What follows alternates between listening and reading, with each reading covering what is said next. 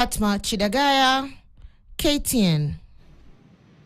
Naam, kwingineko ni kwamba Ikulu chini ya Rais William Ruto imepigwa kurunzi kwa kuzidisha bajeti yao kwenye matumizi ya pesa walizotengewa. Kwenye ripoti yake, mdhibiti wa bajeti amedokeza kwamba Ikulu ilitumia takriban shilingi bilioni 11.6 katika miezi 9 ya kwanza ya bajeti ya mwaka wa kifedha 2025-2026.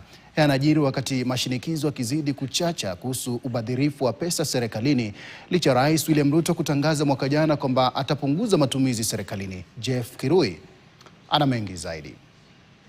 Bajeti ya mwaka 2026 mwaka 2027 ikitarajiwa kutekelezwa rasmi mwezi ujao, matumizi ya Ikulu ya Rais kwa mara nyingine yanapigwa kurunzi, ikibainika kwamba ilitumia zaidi ya shilingi bilioni 11 kwa miezi 9 tu kwenye bajeti inayokamilika mwezi huu.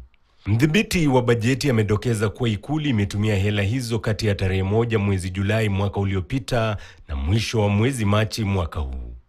Licha ya Ikulu kutengewa na kuidhinishiwa bajeti ya shilingi bilioni 8.5 mwaka uliopita, ilitumia takriban shilingi bilioni 17 kupitia bajeti ya ziada. How can State House need more money than Moi Teaching and Referral Hospital?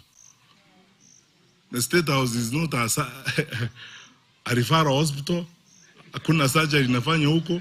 Kuna watoto wanasaliwa huko. Hakuna kidney transplant inafanya State House.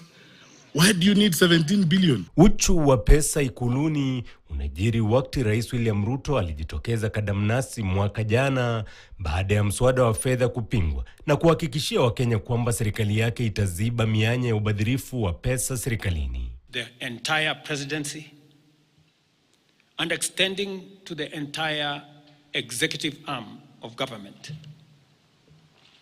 Operational expenditure in the presidency be reduced to remove allocations for the confidential fort, reduce travel, hospitality, purchase of motor vehicles, renovations, and other expenditures. Kwenye bajeti ya mwaka 2026 mwaka 2027, Ikulu ya Rais imetengewa shilingi bilioni 13.6, shilingi bilioni 5 juu ya kiwango kilichoidhinishwa mwaka uliopita. Hii inajiri wakati uongozi wa Rais William Ruto unazidi kukosolewa, hasa kutokana na madai kwamba amegeuza Ikulu kuwa jukwaa la siasa kufuatia mikutano anayoongoza, mengine yanayohusisha shughuli za siasa.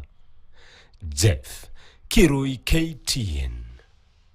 Na mtazamaji, kwa taarifa yote niruhusu nipate angalau tama la maji. Tukirejea ni taarifa zaidi, usiende mbali.